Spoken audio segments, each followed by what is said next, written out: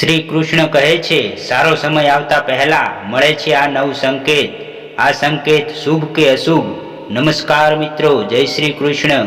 હર હર મહાદેવ. સ્વાગત છે તમારું એક નવી કથામાં. મિત્રો, આજની આ કથા ખૂબ જ જ્ઞાનવર્ધક અને મોટિવેશનલ છે. તો મિત્રો, આજની આ કથા શરૂ કરતા પહેલા મારી આપ સૌને વિનંતી છે કે દરેક ભારતીય હિન્દુએ આ કથા અંત સુધી અવશ્ય સાંભળજો તથા આ કથાને દરેક વ્યક્તિ સુધી જરૂરથી શેર કરજો અને વિડીયોને લાઈક કરી ચેનલને પણ સબસ્ક્રાઈબ કરી દેજો અને કોમેન્ટ બોક્સમાં સાચી શ્રદ્ધાથી જય શ્રી કૃષ્ણ, હર હર મહાદેવ લખવાનું ભૂલતા નહીં. ચાલો મિત્રો, વિડીયોને શરૂ કરીએ. મિત્રો, હિન્દુ ધર્મશાસ્ત્રમાં સમયને ખૂબ જ શક્તિશાળી બતાવવામાં આવ્યો છે. તે સમયનું ચક્ર જ છે જે મનુષ્યને સુખ અને દુઃખ, લાભ અને હાનિ તથા જીવન મૃત્યુથી પરિચિત કરાવે છે. મિત્રો, તમે પણ જોયું હશે કે સમયનું ચક્ર જ્યારે પરિવર્તન થાય છે ત્યારે રાજાને રંગ અને રંગને રાજા બનાવી દે છે. અને એવું માનવામાં આવે છે કે સમયના કારણે જ મનુષ્યના જીવનમાં ક્યારેક ખુશી છે તો ક્યારેક તેને દુઃખ પણ ભોગવવા પડે છે. પરંતુ શું તમે ક્યારેય એવું વિચાર્યું છે કે તમારા જીવનમાં શુભ સમય આવવાનો હોય અને તમે તેને પહેલેથી જ જાણી શકો?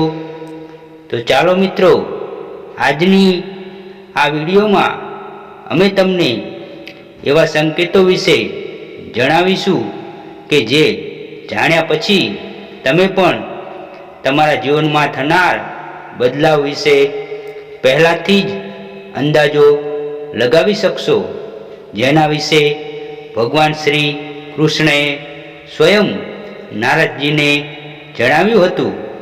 મિત્રો, નિર્ણય અને નાસમજના કારણે આપણા હાથમાંથી સારી તક જતી રહે છે.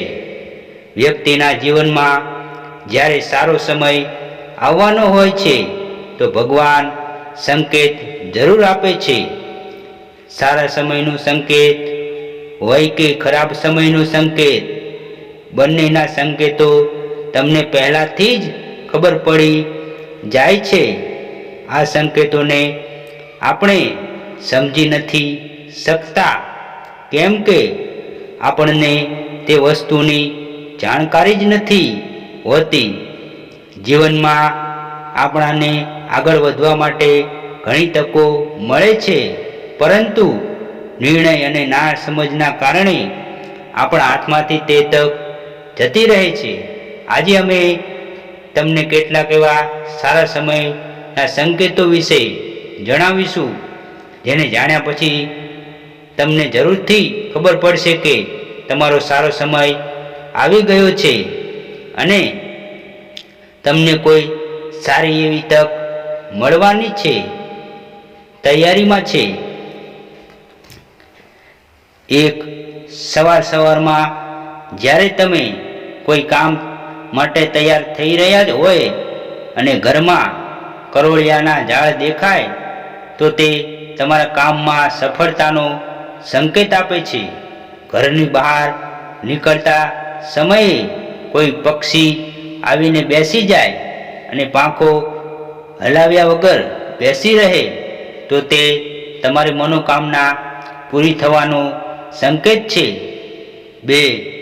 જ્યારે પણ યાત્રા કરતી વખતે તમને જમણી બાજુ વાંદરો, કૂતરો, સાપ દેખાય તો તે સંકેત છે કે તમારી પાસે પૈસા આવવાના છે.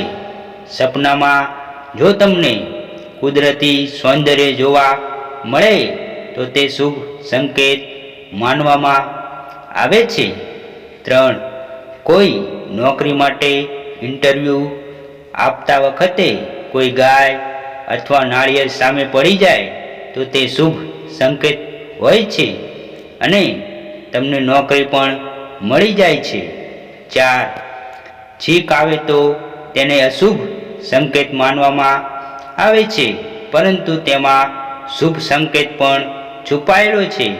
જ્યોતિષ શાસ્ત્ર અનુસાર જો સવારે નાસ્તો કરતી વખતે છીંક આવે તો તેને શુભ સંકેત માનવામાં આવે છે. જો તમને સપનામાં પાણી દેખાય તો તમને ધન લાભ થશે તેવો સંકેત આપે છે. તેવી જ રીતે કપડાં ઉતારતી વખતે પૈસા પડી જાય તો તેને શુભ સંકેત માનવામાં આવે છે. 5.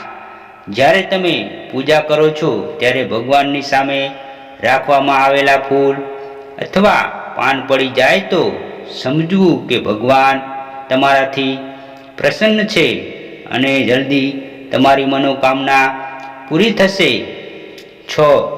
લગ્નની વાત ચાલી રહી હોય અને જીવનસાથી બતાવતી વખતે જો કોઈ સ્ત્રી લાલ સાડીમાં તૈયાર થયેલી જોવા મળે તો સમજવું કે તમને સારો જીવનસાથી મળશે. 7. જો તમને રસ્તામાં ચાલતા ચાલતા કોઈ સિક્કો મળી જાય તો ઉધાર આપેલા પૈસા તમને જલ્દી મળી જાય તે વાતનો સંકેત આપે છે. તેમજ તમને ધન લાભ થવાની શક્યતા પણ છે. 8. જો તમે કોઈ જરૂરી કામ માટે બહાર જવાના થાય અથવા ઘરેથી નીકળતી વખતે તમને યાદ આવે કે તમે કંઈક ભૂલી ગયા છો તો તે તમને ખરાબ સમય જતો રહે છે તે વાતનો સંકેત આપે છે. 9. પરીક્ષા આપતી વખતે કોઈ ફૂલ પડેલું મળે તો તે સફળતાની નિશાની છે. સવારે ઉઠીને દૂધ અથવા દહીં જેવા પદાર્થ દેખાય તો જલ્દીથી તમારી કિસ્મતના દ્વાર ખુલી જવાના સંકેત છે. મિત્રો, વિડીયોને લાઈક શેર કરજો અને કોમેન્ટ બોક્સમાં સાચી શ્રદ્ધાથી જય શ્રી કૃષ્ણ, હર હર મહાદેવ લખવાનું ભૂલતા નહીં, જેથી ભગવાન શ્રી કૃષ્ણ અને મહાદેવની કૃપા આપણા સૌ પર નિરંતર બની રહે. અને મિત્રો, તમે હજુ સુધી અમારી ચેનલને સબસ્ક્રાઈબ ના કરી હોય તો સંજુ ધાર્મિક સ્ટોરી ચેનલને સબસ્ક્રાઈબ કરજો. જય શ્રી કૃષ્ણ, હર હર મહાદેવ.